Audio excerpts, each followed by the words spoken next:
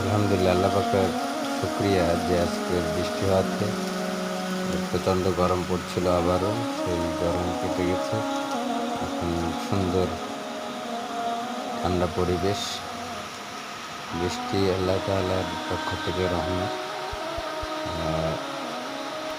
অনেক সময় অতিবৃষ্টি হলেও সমস্যা, যে জায়গায় যতটুকু বৃষ্টির প্রয়োজন, আল্লাহুম্মা হাওয়া আলাইনা ওয়ালা আলাইনা, যেখানে যতটুকু বৃষ্টি প্রয়োজন আল্লাহ তাআলা ততটুকু বৃষ্টি সেসব জায়গায় দান করুন।